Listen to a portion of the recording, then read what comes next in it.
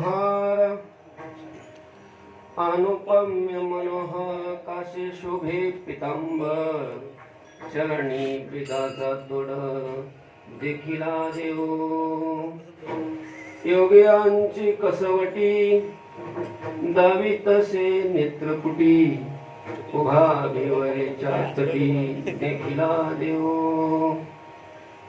बाप रखुमा देवीवरू बाप रखुमा देवीवरू पुंडलिका अभय करू परब्रह्म सहाकारू देखिला देव योगियांची कसवटी दावी तसे नेत्रपुटी उभा घेवरेच्या तटी देखिला देव पांडुरंगा करू प्रथम पांडुरंगा करू प्रथम पांडुरंगा करू प्रथम पांडुरंगा करू प्रथम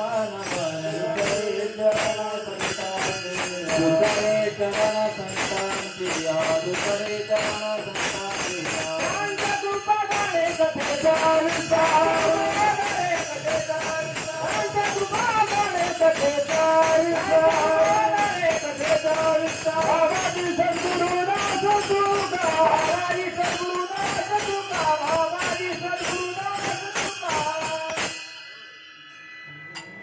ओम यन्तप्रविश्य मम वाचमिमां प्रसुप्तां सञ्जीवयत्यखिल शक्तिधरस्वधाम्ना अन्यांश्च हस्तचरणश्रवणत्वगादीन् प्राणान् नमो भगवते पुरुषाय तुभ्यं समचरणसरोजं सान्द्रनीलाम्बुदाभं जगन्निहितपाणिं मण्डनं मण्डनानां तरुणतुलसीमाला कन्धरं कञ्जनेत्रं सदयनवदहासं विठ्ठलं चिन्तयामि नमो ज्ञानेश्वर निवृत्ते सोपान देवा मुक्ताबाई नमो त्रिभुवन पावनी आद्यत्रय जननी देवाची श्री संताची माता चरणावरी साष्टांग करी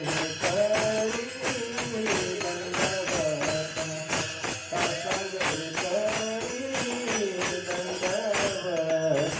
श्री संताची माता चरणावरी साष्टांग करी दंडवत साष्टांग करी दंडवत श्री संताची माता चरणावरी साष्टांग करी दंडवत साष्टांग करी श्री संताची माता चरणावरी साष्टांग करी दंडवत साष्टांग करी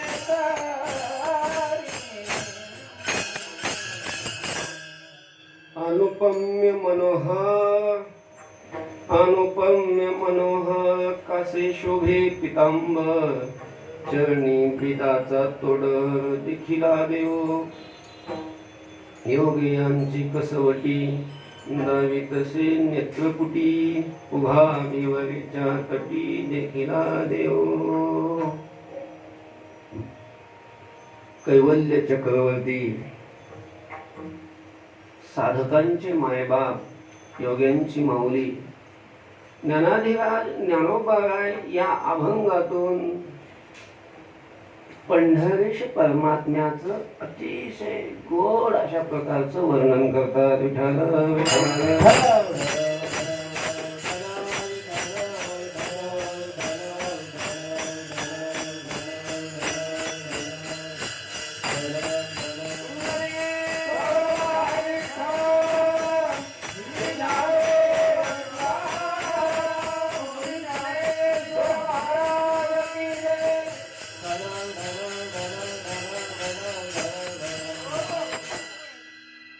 अभंगाच्या चिंतनाला आरंभ करण्यापूर्वी पंढरीश परमात्म्याच्या चरणी सर्व संतांच्या चरणी गुरुदेव बाबांच्या चरणी आणि उपस्थित असलेले सर्व भाविक सर्वांच्या चरणी नतमस्तक होतो आणि अभंगाच्या चिंतनाकडे वळतो विठ्ठल विठ्ठल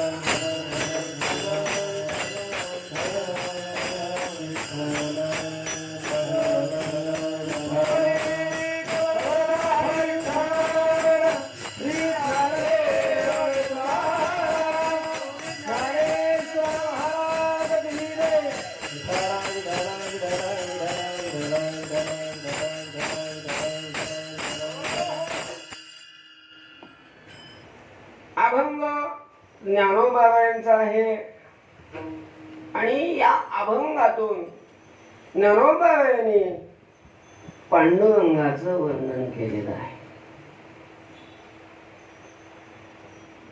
ज्ञानोबाबाई जे पांडुरंगाचं वर्णन करतात त्या वर्णनाला महत्व आहे. आपणही वर्णन करतो, पण आपण जे वर्णन करतो त्या वर्णनाला एवढं महत्व नाही.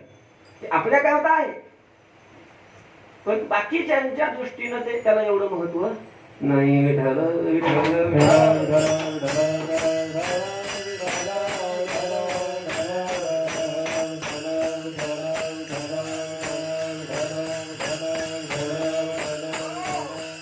आपण जर पांडुरंगाचं वर्णन केलं तर त्याला महत्व नाही, आणि ज्ञानोबाबांनी जर वर्णन केलं तर त्याला महत्व आहे. असं का बरं? असं का? त्याचं कारण आहे. काय कारण आहे? ज्ञानोबाबाई पांडुरंगाचं जे वर्णन करतात ते ज्ञानोबाबाईने केलेलं वर्णन हे त्यांच्या अनुभवातून आहे. विठ्ठल विठ्ठल विठ्ठल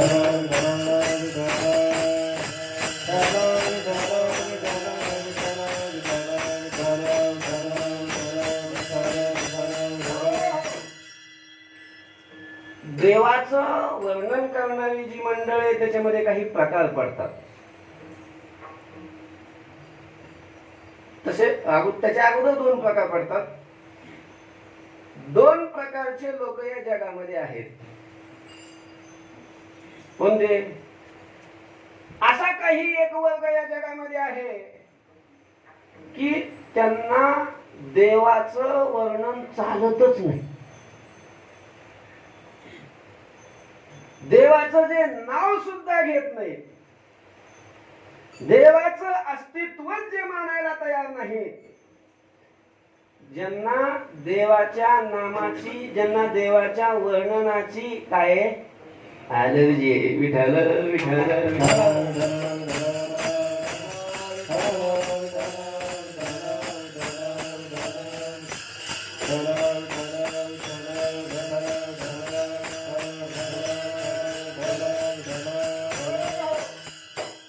म्हणजे जे भूताच्या जातीचे, कारण भूताला नाही ना चालत देवाचं नाव, देवाचं वर्णन.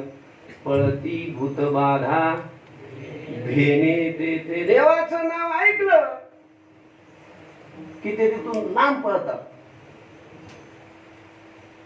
म्हणजे तशा जातीचे, तशा स्वभावाचे, तशा याच्यातले काही लोक या जगामध्ये की त्यांना देवाचं नाव सुद्धा चालत नाही. विठ्ठल विठ्ठल विठ्ठल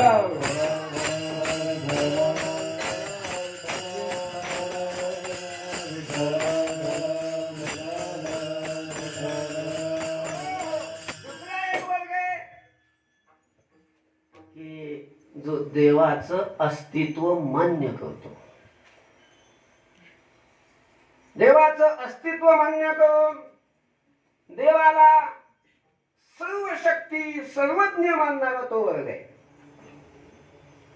या जगाचा नियामक देव आहे. हे जग देवानी निर्माण केलेलं आहे, हे जग देवाचं आहे असं मानणारा एक वर्ग आहे.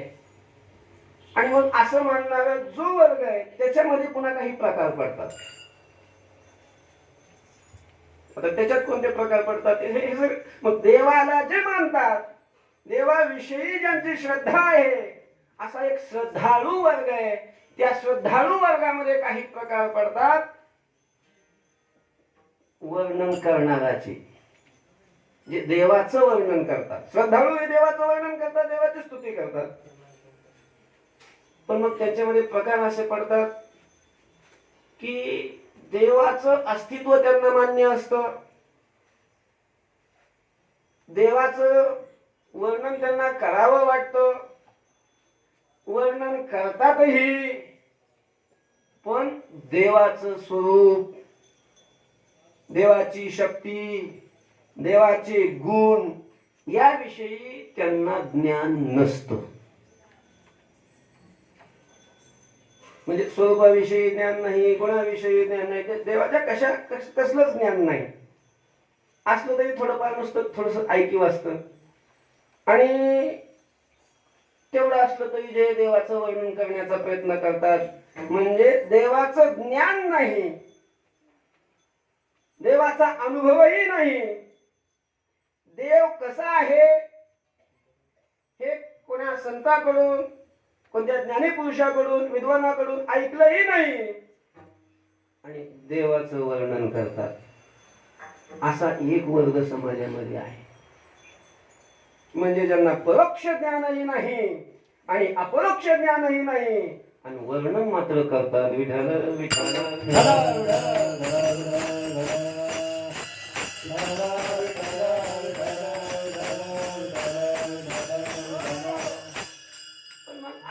असं वर्णन करायला लागले तर मग अशा लोकांच्या वर्णनाला एवढं काही महत्व नसतं. अज्ञानी असतात, फक्त श्रद्धा असते, भक्ती असते, करतात वर्णन चांगले, देवाचंच गातात ना, देवाचंच वर्णन करतात. त्याच्या पुढचा एक असा वर्ग आहे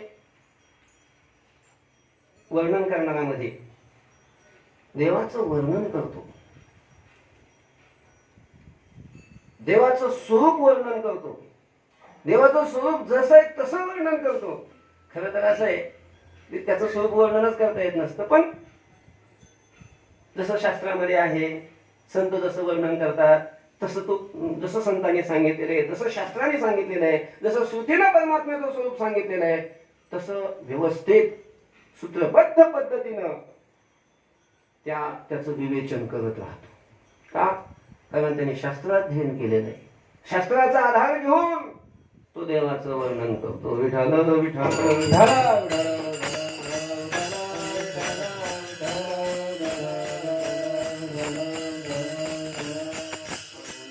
ग्रंथ करावे कीर्तन, ग्रंथाचं अवलोकन करून शास्त्राचं अध्ययन करून मग तो परमात्म्याचं वर्णन करतो. अर्थात हा वर्णन करणारा जो एक वर्ग आहे याच्या वर्णनाला महत्व आहे, पण एवढं महत्व नाही. का? कारण ते जे वर्णन करतो ते सत्य आहे, अबाधित सत्य आहे, अबाधित आहे, सत्य आहे. पण सत्य जरी असलं वर्णन करतो ते फक्त अध्ययन करून वर्णन करतोय. जे ज्या स्वरूपाचं वर्णन करतो, देवाच्या ज्या गुणाचं वर्णन करतो त्याचा साक्षात्कार त्याला झालेला नाही, त्याचा अनुभव त्याला नाही. फक्त शास्त्र शिकून वर्णन करणारा एक वर्ग, म्हणजे ते चुकीचं आहे असं नाही. त्याचं ऐकून जर कोणी त्या मार्गाने जर चालला, तशी साधना केली तर तो योग्य मार्गाने जाणार आहे. पण वर्णन करणारा जो आहे त्याला त्या गोष्टीचा अनुभव नाही. आणि एक तिसरा वर्ग आहे की ज्याच्यामध्ये संत बसतात. संत देवाचं जे वर्णन करतात, संतांनी देवाचं केलेलं वर्णन हे नुसतं शास्त्र शिकून केलेलं आहे असं नाही. मग अनुभवाले अंगा तेरा जगा देतो, तेरा जगा देतो, तेरा जगा देतो, अनुभवाले अंगा तेरा जगा देतो, तेरा जगा देतो, तेरा जगा देतो, अनुभवाले अंगा तेरा जगा देतो, अनुभवाले तेरा जगा देतो, अनुभवाले तेरा जगा देतो, अनुभवाले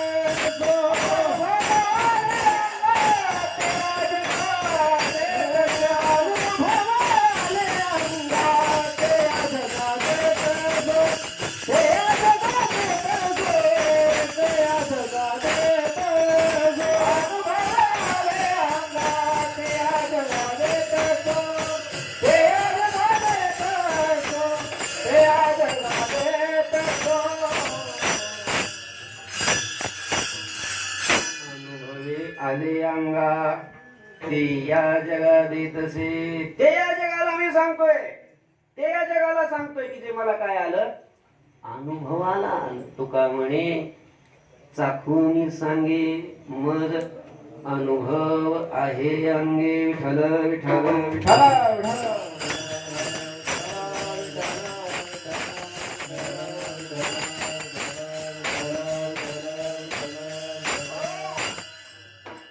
आणि ज्ञानोबा हे देवाचं जे वर्णन करतात हे असं परमात्म्याचा पांडुरंगाचा अनुभव घेऊन देवाला पाहून मग वर्णन करतात. आणि म्हणून ज्ञानोबाईने देवाचं जे वर्णन केलं त्या वर्णनाला अनन्य साधारण महत्व आहे.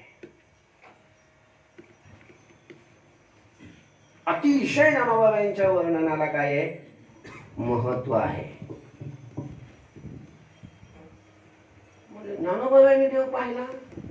हो, ज्ञानोबाई जे वर्णन करतात ते ज्ञानोबाईंनी देवाला पाहिलं आणि देवाला पाहिल्यानंतर जो त्यांना अनुभव आला, जसा देव त्यांना वाटला, जसा देव त्यांना दिसला, देवाविषयी त्यांना जी अनुभूती आली त्याचं वर्णन करतात.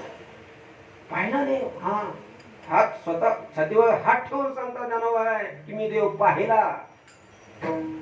दुपारीच्या अभंगामध्ये देखिला देखिला माय देवाचा देव, देखिला देखिला माय देवाचा देव, देखिला देखिला माय देवाचा देव, देखिला देखिला माय देवाचा देव, देखिला देखिला माय देवाचा देव, देखिला देखिला माय देवाचा देव, देखिला देखिला माय देवाचा देव, देखिला देखिला माय देवाचा देव, पितला संदेहानी मारे तुझे पाय, पितला संदेहानी मारे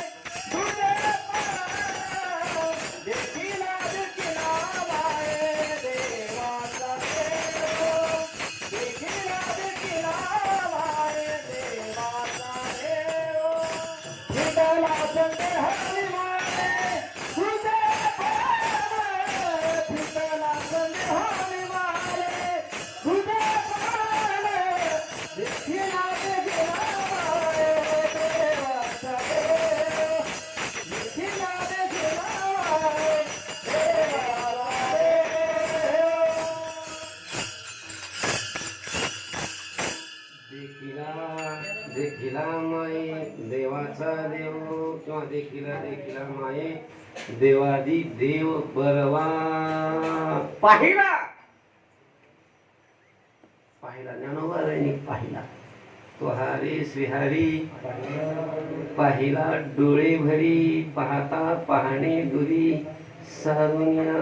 ज्ञानोबाईंनी आपल्या सफल जीवनाची गाथा सांगत असताना, माझं जीवन सफल का झालं हे सांगत असताना, देवाच्या दर्शनाने देवाला पाहिल्यामुळे माझं जीवन सफल झालंय ज्ञानोबाई सांगतात. हजी संसार सफल झाला दे माय, देखिले पाय विठोबाचे, देखिले पाय विठोबाचे, देखिले पाय विठोबाचे, आज संसार सफल झाला घे माय, देखिले पाय विठोबाचे, देखिले पाय विठोबाचे, देखिले पाय विठोबा. आजी संसार सुफल झाला गे माय, आजी संसार सुफल झाला गे माय, आजी संसार सुफल झाला गे माय, आजी संसार सुफल झाला गे माय, आजी संसार सुफल झाला गे माय, देखिले पाय विठोबाचे, देखिले पाय विठोबाचे, देखिले पाय विठोबाचे. विठोबा आजी संसार सुफल झाला गे माय देखिले पाय विठोबाचे देखिले पाय विठोबाचे देखिले पाय विठोबाचे आधी संसार सफल झाला गे माये. संसार शब्दाचा अर्थ जन्म. आपलं हे जीवन नगदेह सफल झाला माझा. कशाने? देखिले पाय विठोबाचे. विठोबाचे पाय पाहिले, विठ्ठलाला पाहिलं आणि त्यामुळं माझा जन्म काय झाला? सफल झाला. सफल अर्थात जीवनाची सार्थकता, जन्माची सार्थकता ही विठ्ठलाच्या दर्शनानं आहे. दर्शनानं. तुका म्हणे जन्मालाचे सार्थक विठ्ठलाची देखलिया विठ्ठलाची देखलिया विठ्ठलाची देखलिया तुका म्हणे जन्मालाचे सार्थक विठ्ठलाची देखलिया विठ्ठलाची देखलिया विठ्ठलाची देखलिया तुका म्हणे जन्म आल्याचे सार्थक. जन्माला आल्याचं सार्थक कशाने? विठ्ठलाची एक देखलिया. एक विठ्ठलाला पाहिलं, बाकी काही नका पाहू, काहीच पाहू नका बाकीचे. पांडुरंगाला पहा. पांडुरंगाला पाहिल्यानं जीवन सफल आहे.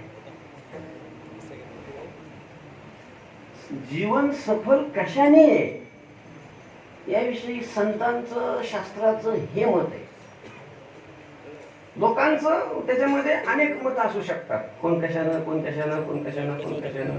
कोणाला वाटतं पैसा कमवला म्हणजे जीवन सफल आहे, कोणाला वाटतं एखादं पद मिळालं म्हणजे जीवन सफल आहे, कोणाला वाटतं आपण विद्वान झालो म्हणजे जीवन सफल आहे, कोणाला वाटतं आपण कलाकार झालो म्हणजे जीवन सफल आहे, कोणाला वाटतं लोकांनी आपल्याला मान मान्यता दिली म्हणजे आपलं जीवन काय होईल?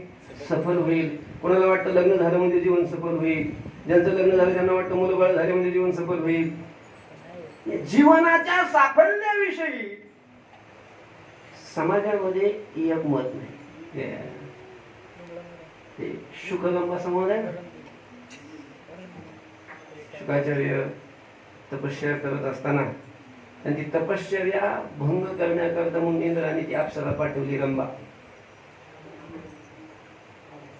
शुकाचार्यांच्या जवळ गेली. तिथं जाऊन त्यांना समाधीतून त्यांचं उत्थान केलं आणि मग शुकाचार्यांनी आपल्या ठिकाणी आसक्त व्हावं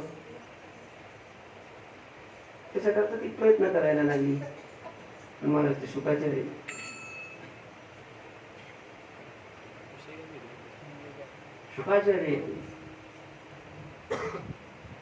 विषय जिंकूनच ते काय झालेले? जन्माला आले विषय जिंकून. काय होईल? विषय जिनोनी जन्म आले. ऐसे शुकाधिक दादुले. विषय जिंकूनच जे जन्माला आलेले आहेत. किती त्या गंभीर प्रयत्न केला पण ते काही मोहित होईना.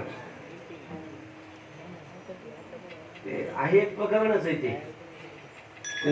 थोडस जग त्यांनी सांगितलं, काय तुम्ही तपश्चर्या करत बसले, कशा करता न ते एवढा सुंदर देह, तरुण देह आणि तुम्ही तपश्चर्यामध्ये नष्ट करायला लागले. बघा हे जग कसं आहे, जगाचा उपभोग घ्या.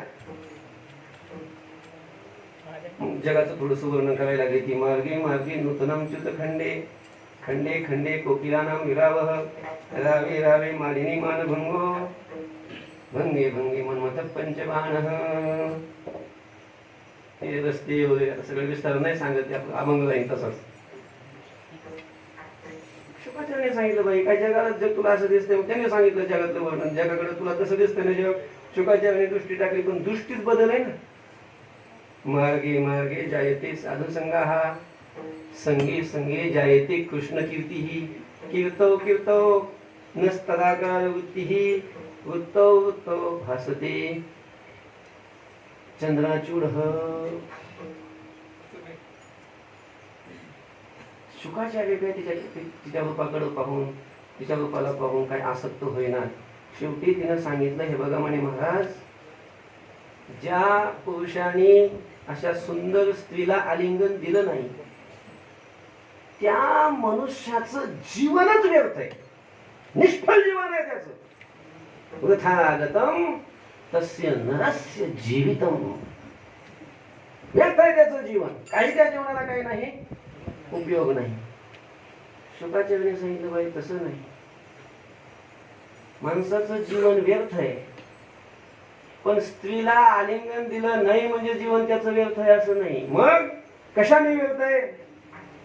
शुकाचार्य सांगतात की ज्याच्याकडं खूप सुंदर तरुण शरीर आहे, खूप धन आहे, सगळं काही आहे, पण जर त्याचं चित्त भगवंताच्या चरणाच्या ठिकाणी लागलं नसेल तर तो त्याचं जीवन काय आहे?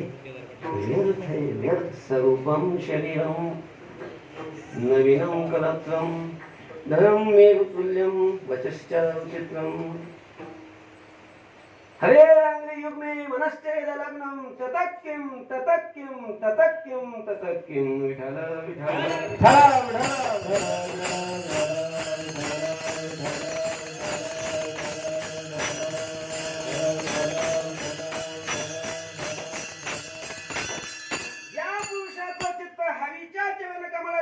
स्थिर झालं नाही, संलग्न झालं नाही, त्याचं बाकीचं काहीही असलं त्याच्यापासून काय फायदा आहे? ततः किम ततः किम ततः किम. काही उपयोग नाही, त्याचं जीवन व्यर्थ आहे. रंभाही जीवन व्यर्थच सांगते, निष्फलच सांगते, आणि शुकाचार्य हे जीवन काय सांगतात? निष्फलच सांगतात. परंतु दृष्टी दोघांची भिन्न आहे. शुकाचार्यांची दृष्टी जी ती संतांची दृष्टी आहे. शुकाचार्यांच्या दृष्टीनं, साधू संतांच्या दृष्टीनं, शास्त्राच्या दृष्टीनं त्याचं जीवन सफल आहे की ज्याचं चित्त देवाच्या चरणाच्या ठिकाणी लागले, ज्याच्या चित्ताने देवाच्या चरणाचा अनुभव घेतलेला आहे, ज्याने देवाला पाहिलेलं आहे. ज्ञानोबा जे वर्णन करतात, अनुभव घेऊन देवाला पाहिलं ज्ञानोबाईंनी, देवाचा साक्षात्कार झाला. पाहिलं, हो पाहिलं, देखीला पाहिलं. ज्ञानोबा स्वतः सांगतात, तुम्ही पाहिलं देवाला? पाहिलं. पाहिलं, हो. कसा दिसला होतो मला तो देव? बऱ्याच जणांना दिसतच नाही. का दिसत नाही? त्याचे अनेक कारण आहेत. अधिकार नसतो, त्याच्यामध्ये अनेक प्रतिबंध असतात. परंतु ज्यांनी पाहिलं आणि ज्यांनी पाहिल्यानंतर त्याचा अनुभव घेतल्यानंतर जे वर्णन केलं ते वर्णन मात्र सगळ्यांचं एकमुखाने सारखंच आलेलं आहे. ज्ञानोबाईंनी पाहिला, मग ज्ञानोबाईंना विचारलं कसा आहे देव? मग पाहिल्यानंतर ज्ञानोबाई आपल्या अनुभवातून देव कसा अनुभवाला आला ते अभंगाच्या प्रथम चरणात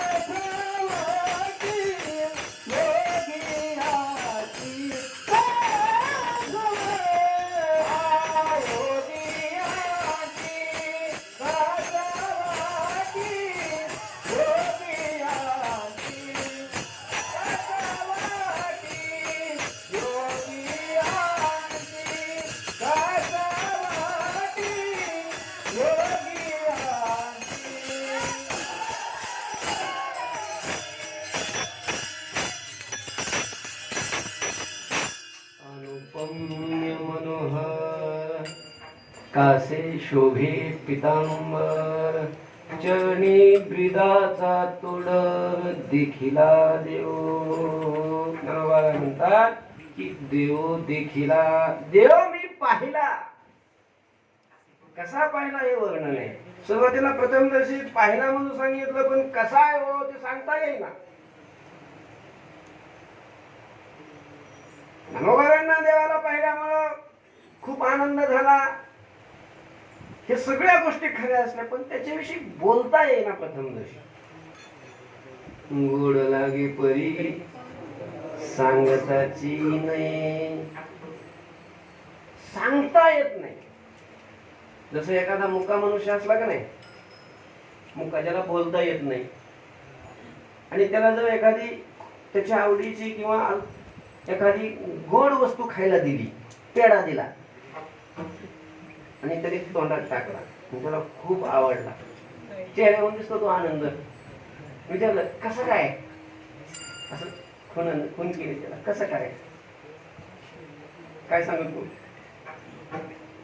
काय सांगन तू, पेढा कसा आहे असं विचारल्यानंतर तो मुका मनुष्य काय सांगेल.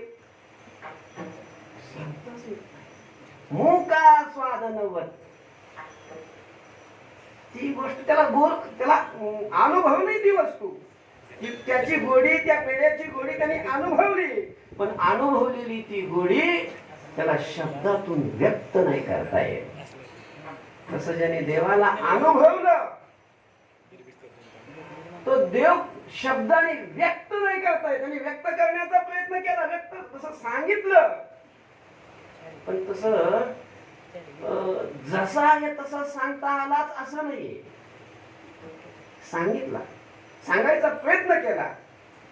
ज्ञानोबा म्हणतात, सांगतात ज्या देवाला मी पाहिलं तो सांगताच येत नाही, त्याच्याविषयी बोलता येत नाही, काय तर सांगा नाही हो, मग असं करा. त्याच्याविषयी काय सांगता येत नाही ना, नाही सांगता येत, मग असं करा. तो कोणासारखा तरी असेल ना, मग ती एखादी कोणती वस्तू सांगा, त्याच्या साम्य असलेली, सदृश असलेली, त्याच्या सारखी असलेली, म्हणजेच त्याला शास्त्रामध्ये, साहित्यामध्ये उपमा देऊन सांगा.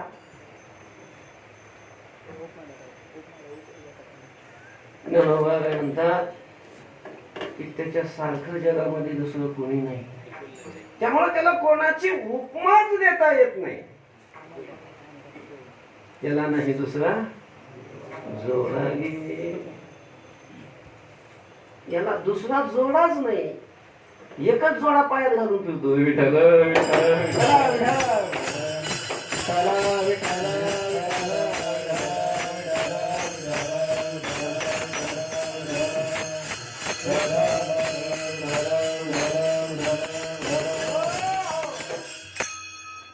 सारखा कोणी नतच समजत्यो भेदिकर पुतन्या, त्याच्यासारखा कोणीच नाही.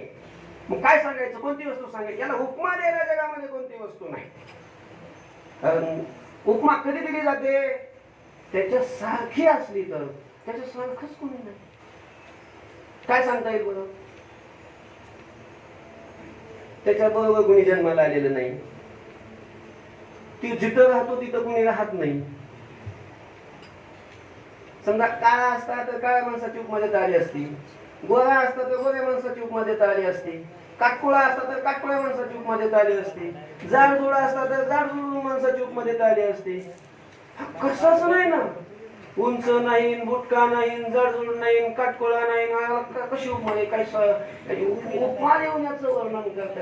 अनुपम्य, अनुपम्य, त्याचं स्वरूपही अनुपम्य आहे, आणि त्याचं ज्ञानोबाईंनी जे रूप अनुभवलं,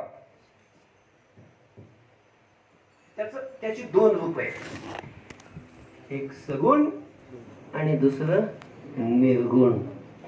त्याचं निर्गुण रूप तर अनुपम्यच आहे, पण त्याचं जे सगुण रूप आहे ते सगुण रूप सुद्धा कसं आहे, अनुपम्य. त्याच्या सारखं रूप दुसऱ्याचं कोणाचंच नाही. विठ्ठल विठ्ठल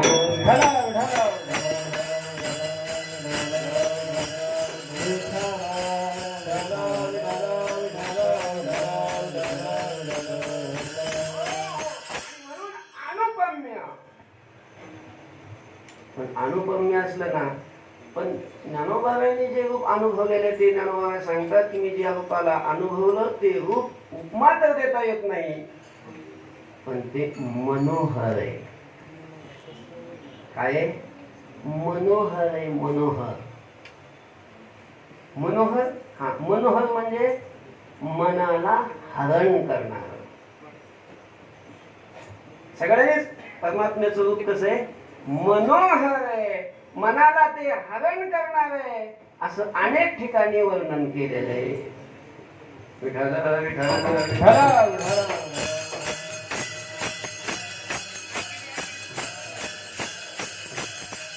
मुरली मनोहर रे माधवा माधवा मुरली मनोहर रे माधवा माधवा मुरली मनोहर रे माधवा माधवा मुरली मनोहर रे माधवा माधवा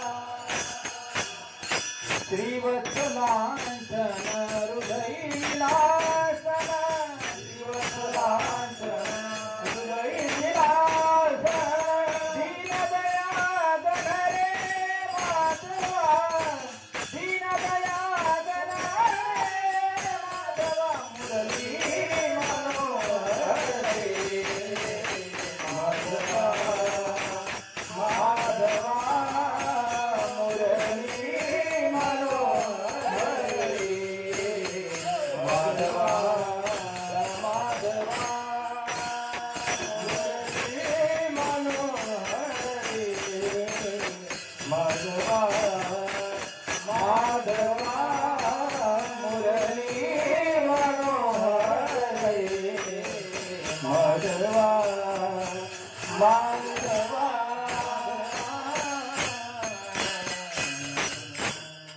मनोहर मनोहर रे. तिथंही मनोहर म्हटलेलं आहे. त्याचं सगळंच मनोहर आहे. त्याचं रूप मनोहर आहे. त्याच्या मुरलीची ध्वनी ही मनाला हरण करणारी आहे. त्याचं सगळंच मनोहर आहे. मनोहर आहे ते मनाला हरण करतं. हा का बरं हरण करतं? ते मनाला हरण करतं म्हणजे ते मनाला ओढतं, मनाला आकर्षित करतं, मनाला आपल्याकडं त्याचं रूप खेचून घेतो. का? आपलं घेतं. वाटतं सगळ्याला की आपल्याकडे सगळ्यांनी काय व्हावं? आकर्षित व्हावं, आपण सगळ्याला चांगलं दिसावं वाटतं, पण तसं रूप आपलं नसतंच. पण देवाचं रूप मात्र असं आहे की ते ज्यांनी पाहिलं, ज्याने ते रूप पाहिलं की त्यांच्या मनाला त्या रूपाने हरण केलं. हरीने माझे हरीने चित्त देखिला डोळा बैसला मनी तोची वदनी. डोळ्याने पाहिलं ते रूप, किती रूप त्या मनात बसतं जाऊन. मनात किती रूप, पुन्हा ते मन सोडायलाच तयार होत नाही. विठाला विठाला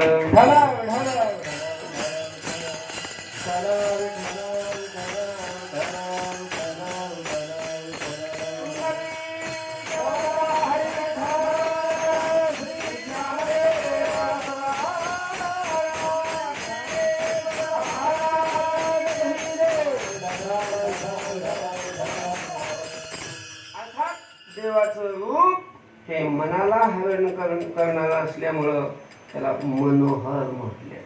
मनाला हरण बरं. देवाच्या रूपाकडं मन का बरं आकर्षित होतं?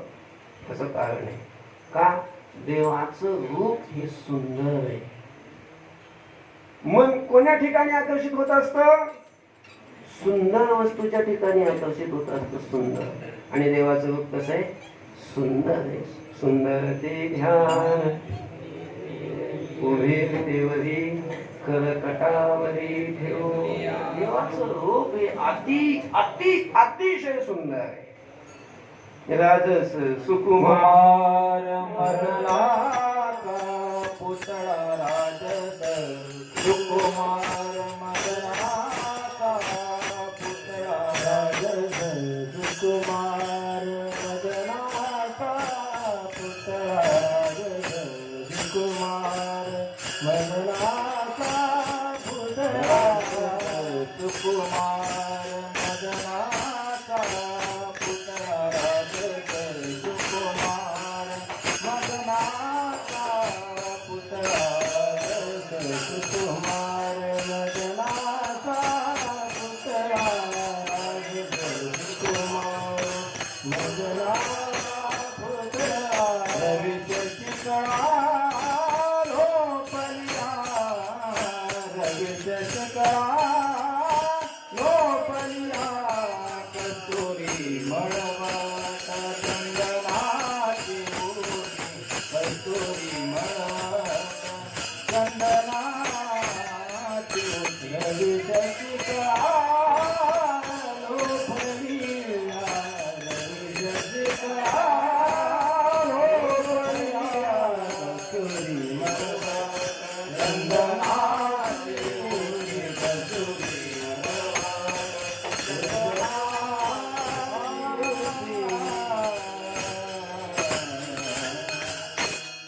राजस सुकुमार मदनाचा पुतळा. मदनाचा पुतळा म्हटलंय त्याला. अति अति देवाचं रूप सुंदर आहे. ज्याने ज्याने देवाचं ते रूप पाहिलं ते कामातूनच गेली.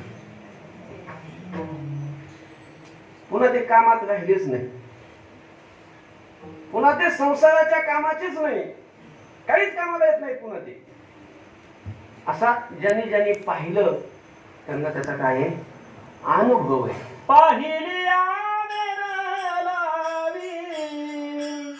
बैसी दिवे जळोनी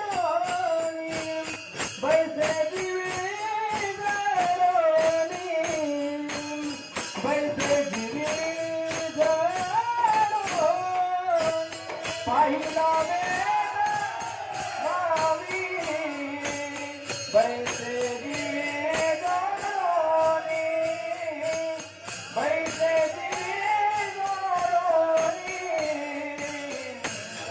बैसे दिवे जळोनी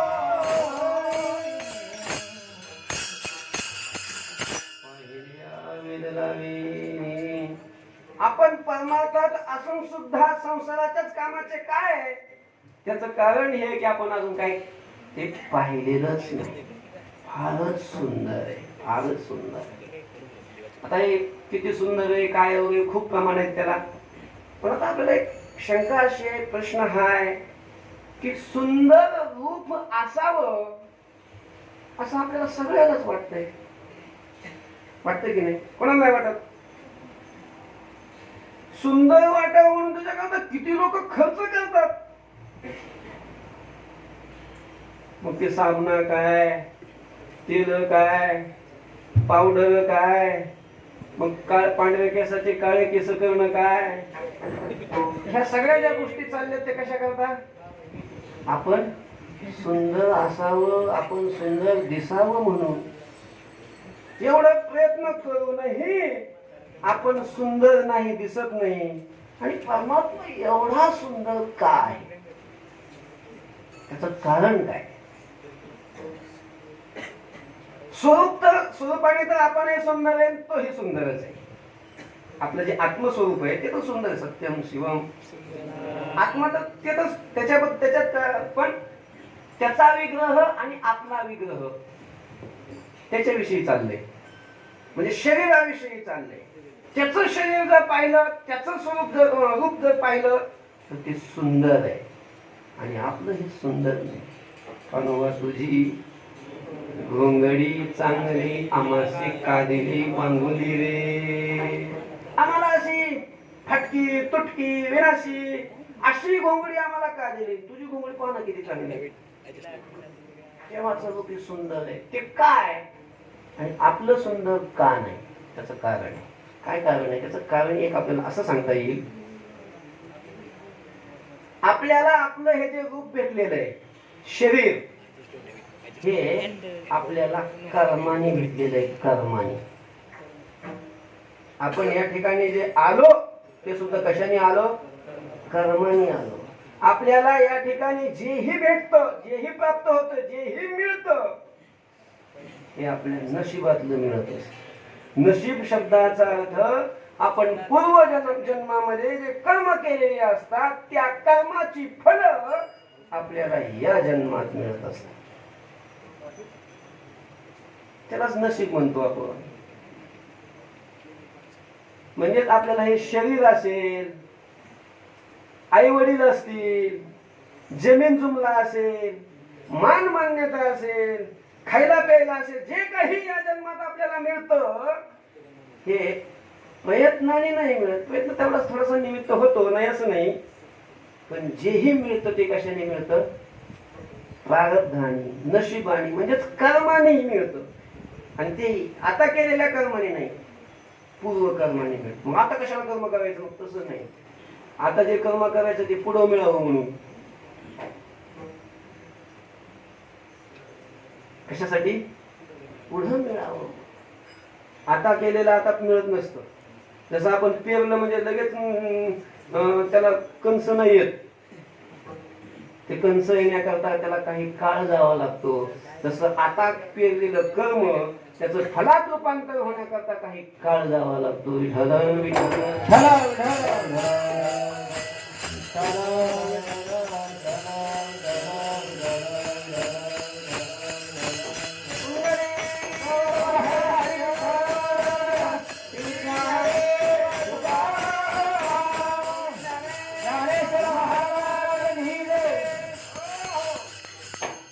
आता हे आपल्याला जे शरीर मिळालेलं असतं हे कर्माने मिळालेलं असतं. ज्याचं जसं कर्म त्याला तसं शरीर, तसे भोग, सगळं जे काही असेल त्याला सुख दुःख अनुकूल प्रतिकूल हे सगळं कर्माने प्राप्त होत असतं. म्हणजे शरीर हे कशाने मिळालं?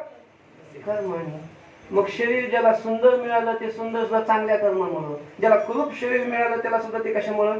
त्याच्या कर्मामुळंच. म्हणजे आपलं शरीर, आपलं रूप हे कर्माच्या आधी. म्हणून आपलं सुंदर नाही, कारण आपण दिवे कसे लावलेले, जसे दिवे लावले तसं फळ. मग ईश्वराचं शरीर, ईश्वराचं जे रूप आहे ते, ईश्वराचं जे रूप असतं ते ईश्वराचं रूप ते त्याच्या कर्माने नाही, मग तो इच्छेनं धारण करतो. आपल्याला कर्म जिथं जन्म देईल तिथं जितके दिवस देईल तितके दिवस, जसं ठेवील तसं त्या शरीराला तितके दिवस तिथं राहावं लागतं. ईश्वराचं तसं नसतं. स्वइच्छेनं त्याला जसं पाहिजे तसं रूप घेतो, जेव्हा पाहिजे तेव्हा घेतो, जिथं घ्यायचं तिथं घेतो. तो स्वतंत्र आहे, स्वतंत्र. आपण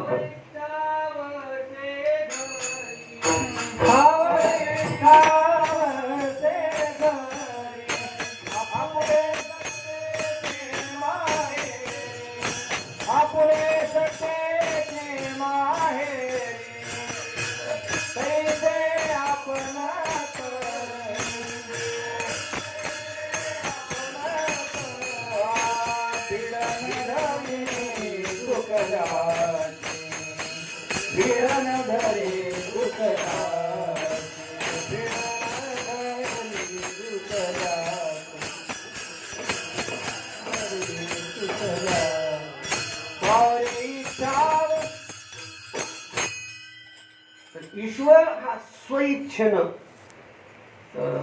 गीतेमध्ये हे बघा आत्ममाया या शब्द आलेला आहे. आत्ममाया 4थ्या अध्यायामध्ये, अजोपि सन्न आत्मा भूतानां ईश्वरूपी सन् प्रकृतिं स्वामधिष्ठाय संभवाम्यात्ममायया. आत्ममायया संभवामी असं तिथं जे का नाही, आत्ममायया मी माझ्या मायेच्या योगानं काय होतो? उत्पन्न होतो, म्हणजे शरीर धारण करतो, रूप धारण करतो. तिथं आत्ममाया या शब्दाचा अर्थ करत असताना एका टीकाकाराने असा अर्थ केलेला आहे की आत्ममाया, माया म्हणजे स्वइच्छया. स्वतःच्या इच्छेनं तो शरीर धारण करतो आणि स्वतःच्या इच्छेनं धारण करत असल्यामुळं समजा तुम्हाला जर ते स्वातंत्र्य दिलं की तुमच्या इच्छेनं शरीर धारण करायचं, कसं धारण कराल तुम्ही? कसं धारण कराल? कुरूप कसं सुंदर धारण करणार ना. जर आपल्याला स्वतः स्वातंत्र्य दिलं तर कुणीही काय करेल? अति अति अति सुंदर शरीर धारण करेल. परमात्मा हा स्वइच्छेनं शरीर धारण करत असल्यामुळे परमात्मा अतिशय सुंदर अशा प्रकारचं रूप धारण करतो. म्हणून परमात्म्याचं रूप काय आहे? सुंदर आहे. विठ्ठल विठ्ठल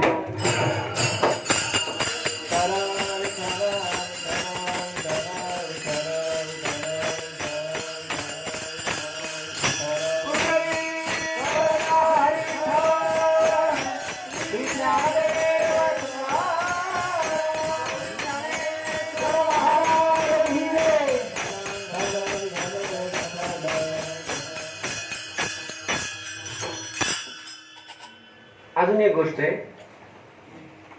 की महाभारतामध्ये वगैरे ह्याच्यामध्ये किंवा त्या कथाकल्पतरूमध्ये काही कथा आलेल्या आहेत बघा. महाभारतामध्ये विशेष विस्ताराने आहे. ती नल दमयंतीची कथा येते. नल दमयंती आणि त्या नल दमयंती त्या दमयंतीची जर स्वयंवर होतं का नाही, त्या स्वयंवर त्या सौंदर्याचं वर्णन केलेलं आहे. फारच सुंदर होती दमयंती, राजकन्या होती, खूपच सुंदर. ती एवढी सुंदर होती की तिच्या त्या सौंदर्याला पाहून स्वर्गातले देव भुलले होते. स्वर्गातले देव आकर्षित झाले होते. कसं सौंदर्य असतं ते आपल्याला त्याचं काय वाटत? स्वर्गातले देव म्हणजे त्यांना दिव्य भोग असतात. दिव्य आपल्या इथले साधे भोग असतात, साधारण असतात.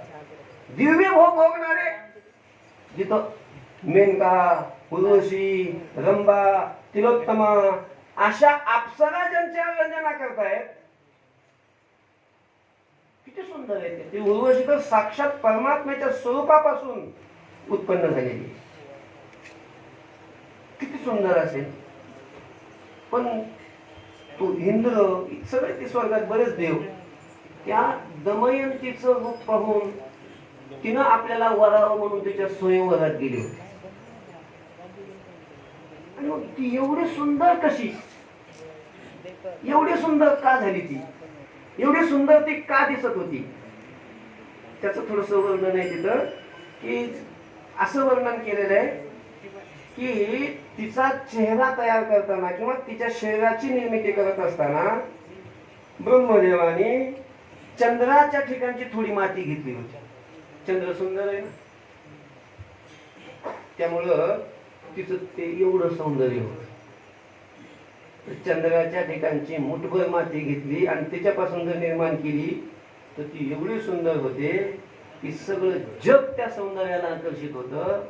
एवढी सुंदरता त्या व्यक्तीच्या ठिकाणी येते. तर ज्या परमात्म्याचं वर्णन करत असताना त्याच्या प्रभेचं वर्णन करत असताना जी आभा असते ना मस्तकावरची, त्या आभेचं वर्णन करत असताना कोटी चंद्र त्या प्रकाशित होतात असं वर्णन केलेलं आहे. तुझी निरळी कोटी चंद्र प्रकाशे, ज्याच्या निधळावर कोरडो चंद्राचा प्रकाश आहे, त्याचं ते सौंदर्य किती किती किती सुंदर असेल. कसं असेल ते सौंदर्य? का नाही पाहिल्यानंतर तो मनात बसणार? का नाही त्याच्याकडे चित्त आकर्षित होणार? का नाही तो मनाला हरण करून घेणार? मनाला हरण करून. म्हणून ज्ञानोबा म्हणतात त्याचं रूप कसं आहे? अनुपम्य मनोहर. विठ्ठल विठ्ठल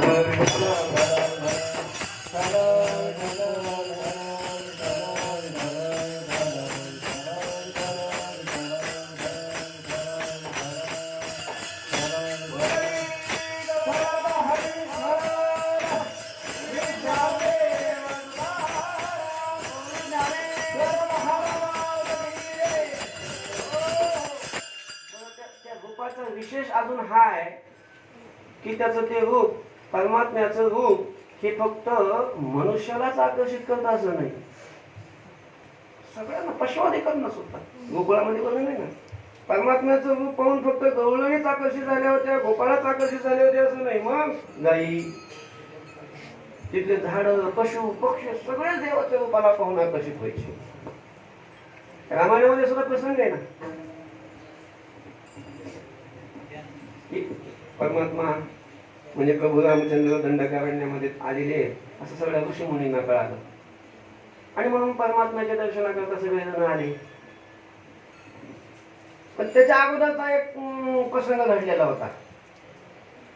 काय प्रसंग घडला होता की प्रभू रामाच्या पायाचा स्पर्श दगडाला झाला आणि त्याची काय झाली,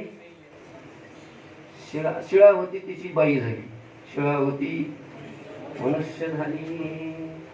हे जिकडं तिकडं पेपर नसताना सुद्धा, कुठली त्यावेळेला मीडिया वगैरे काय नव्हतं तरी जिकडं तिकडं प्रसिद्धी झालेली होती. हे ऋषीमुनी पर्यंत आलेलं होतं कानावर, की त्याने नुसता पाय लावला की काय होते, बाई होते. हे बरेच एकटीच राहत होते तपश्चर्या केली. त्यांना म्हटलं आता देव आलेलेच आहेत, आता किती दिवस एकट्याने तरी काढायचे.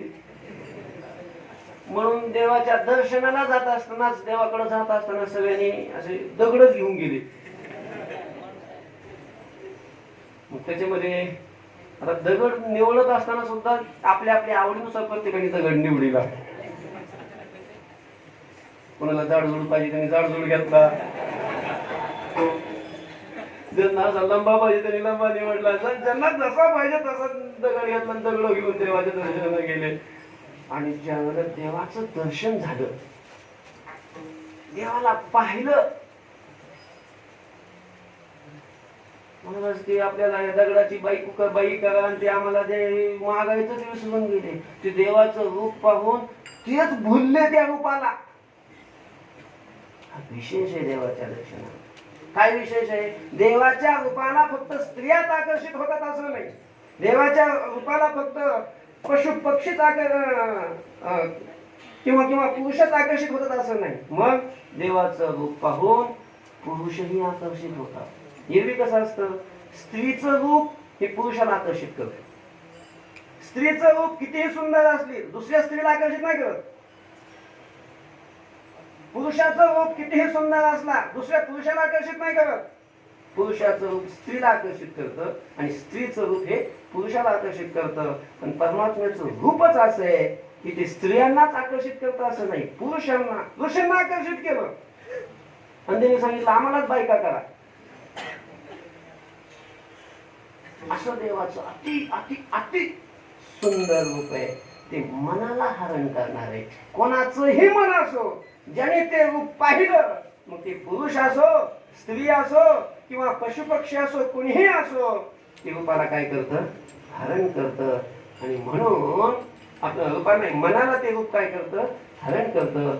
म्हणून मनोहर अनुपम्य मनोहर विठ्ठल विठ्ठल विठ्ठल विठ्ठल विठ्ठल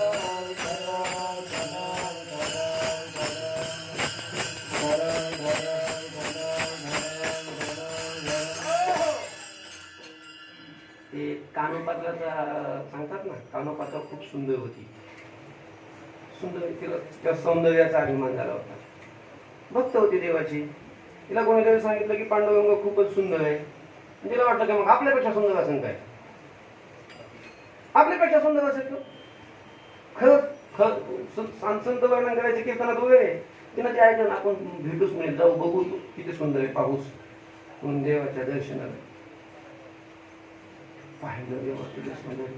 महाराज त्याच्या सौंदर्यापुढं बाकीच्याचं सौंदर्य किती असतं. बाकीचं जे सौंदर्य असतं त्यांनीच दिलेलं असतं, इतकं दिलेलं असतं. ते दुसऱ्याला लोक किती देते, एवढं बिंदू मात्र.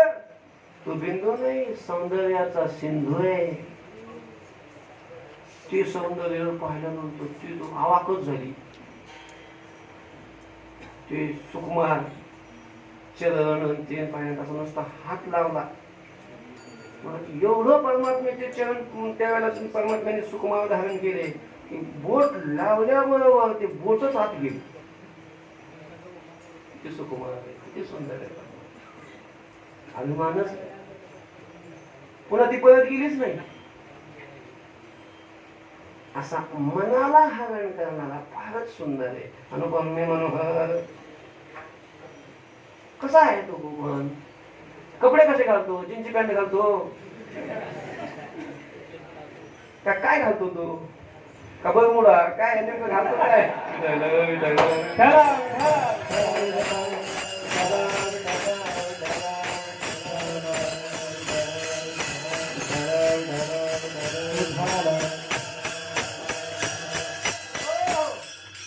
कपड्यावर बी सौंदर्य अवलंबून आहे ना. काय काय दिसायला कसे तरी असतात पण कपडे घातले मग बरे दिसतात. चांगले कपडे असले म्हणजे. हा नेमका काय कपडे कोणते घालतो, अलंकार काय घालतो. आता सगळ्या गोष्टीचं वर्णन नाही, फक्त काही थोडेसे आहे. कासे शोभे पितांबर. ज्ञानोबा म्हणतात की कमरेला त्यांनी काय काय केलेलं आहे, पितांबर आहे तो अतिशय अशा प्रकारचा शोभतोय. कासे शोभे पितांबर. अलंकार चरणी ब्रिदाचा तोड. विठ्ठल विठ्ठल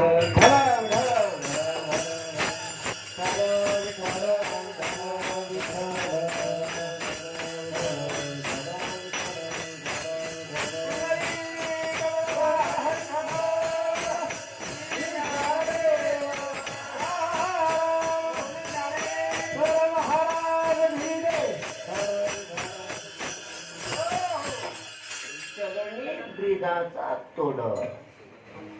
तोडर म्हणजे पायातला एक अलंकार विशेष आहे. एक विशिष्ट अलंकार पायात घातला जातो त्याला तोडर म्हणतात.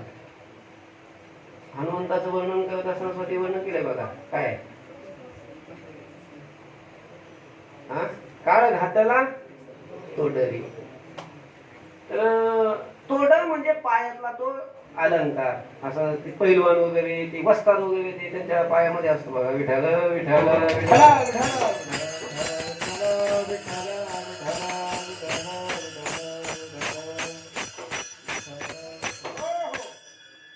देवाच्या पायामध्येही चरणामध्ये सुद्धा काय आहे, तोडर आहे. तोडर कोणता तोडर आहे देवाच्या पायामध्ये. ब्रीदाचा तोड. ब्रीदाचं ब्रीद काय आहे देवाचं ब्रीद. देवाचं ब्रीद आहे की भक्ताचा सांभाळ करणं.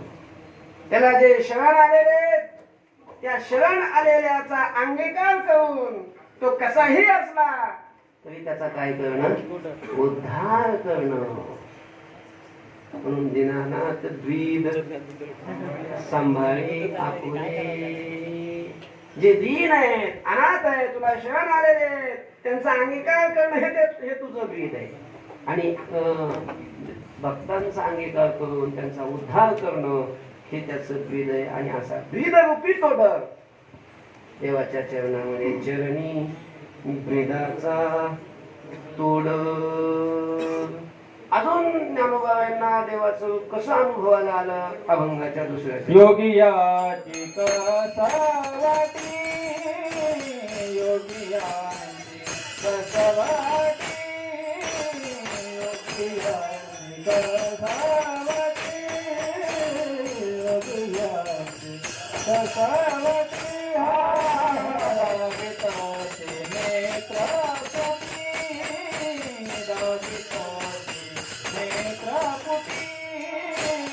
दाविताचे नेत्र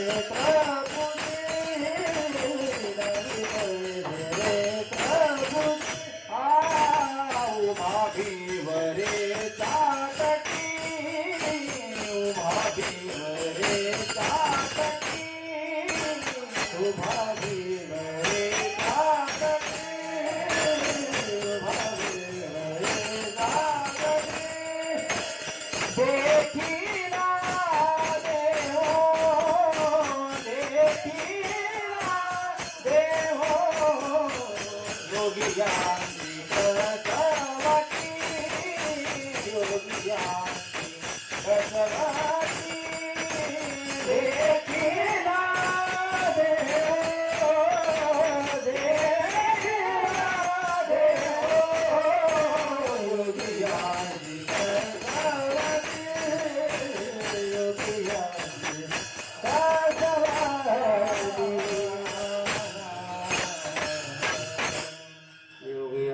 कसवटी गावी तसे नेत्रपुटी परमात्मा पंढरी या क्षेत्रामध्ये कुंडलिकाने दिलेल्या विटेवर उभा आहे. समपावलामध्ये समचरण दृष्टी विटेवरी साजेली तेथे माझे हरी विटेवर उभा आहे. कमरेवर वगैरे हात आहे आणि त्याची दृष्टी अशी नाकाच्या शेंड्यावर आहे. समं काय शिवग्रीवं ध्यायन्नचलं संप्रेक्षणासिकाग्रं स्वं विशिष्टानवलोकयन्. असं नाकाच्या शेंड्यावर दृष्टी ठेवून परमात्म्याचं ते रूप असल्यामुळं त्या रूपामध्ये परमात्मा त्या ठिकाणी योग्यांची कसोटी काय करतो, कसवटी तो काय करतोय दावी तसे योग्यांची कसवटी दावी तसे नेत्रपुटी. कुठं आहे तो? उभा भिवरेच्या तटी, भिवरा नदीच्या तीरावर, भीमा नदीच्या तीरावर पंढरपूर या गावामध्ये पंढरी या क्षेत्रामध्ये कुंडलिकाने दिलेल्या विटेवर परमात्मा काय उभा आहे. काल आपलं त्याचं चिंतन झालेलं आहे. असा उभा भिवरेच्या तटी, अशा भिवरेच्या तटावर मी देवाला काय केलं? पाहिलं. देखिला देव. हा ज्या तुम्ही देवाला पाहिलं, भिवरेच्या तटावर पाहिलं, हा नेमका देव कोणता आहे? बाप रखुमा देवी वरो, बाप रखुमा देवी वरो, बाप रखुमा देवी वरो, बाप रखुमा देवी वरो. कुंडलिका भय करो, कुंडलिका भय करो, कुंडलिका अभय करो, कुंडलिका अभय करो. परब्रह्म साहाकारो,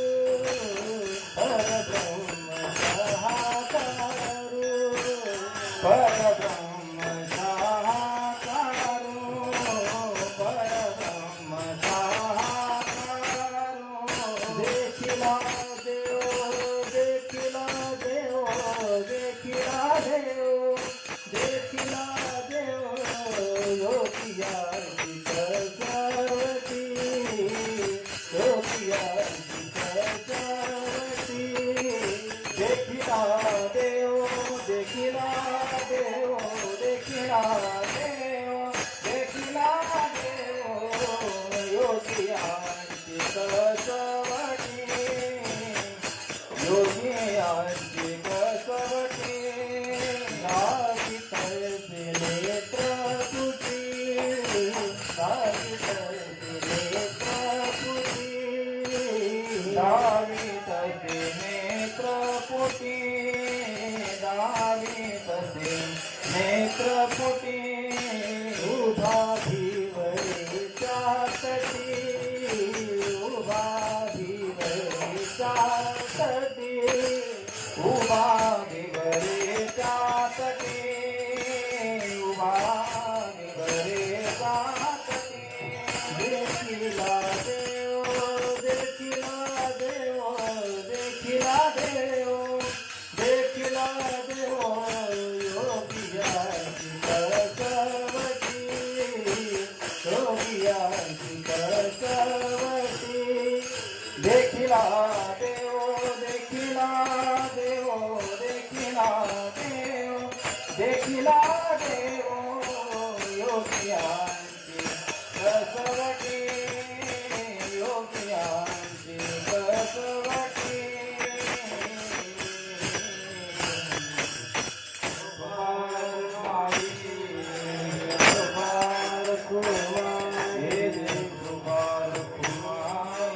कुमार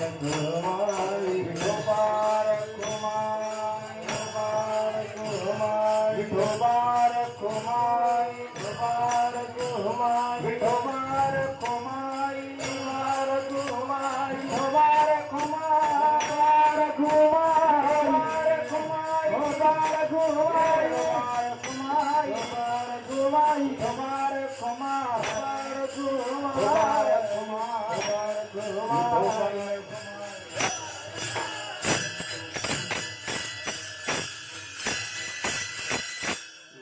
परखुमादेव पुंडलिका अभय करू परब्रह्म सहाकारो देखिला देव ज्ञानोबा म्हणतात मी ज्याला पाहिलं तो कोण आहे बाप आहे बाप बाप हा कोणाचा बाप सगळ्या जगाचा बाप आहे तुमचा आमचा सगळ्या जगाचा जग त्याच्यापासून झालं असा सगळ्या जगाला जन्म देणारा तो काय आहे बाप आहे रखुमादेवी आपला बाप आणि रखुमादेवीचा कोण वर वर म्हणजे पती रखुमादेवीचा रुक्माई मातेचा तो काय आहे पती आहे आणि पुंडलिकाला अभय करणारा पुंडलिका अभय करू पुंडलिकाला अभय करणारा आणि सगळ्या भक्तांना सहाय्य करणारा असा परब्रह्म स्वरूप परब्रह्म सहाकार असा असणारा तो परमात्मा तो मी काय केला पाहिला देखिला देव योगियांची कसवटी गावी तसे नेत्रपुटी उभा भिवरेच्या तटी देखिला देव झालेली सेवा नरेश परमात्म्याच्या चरणी गुरुवरे बाबांच्या चरणी समर्पित करून सेवेला पूर्ण विलंब देऊया तरी न्यूनते पुरते अधिकते सरते करुणे घ्यावे तुमते विनावे तू असे ज्ञानेश्वर नारायण नाम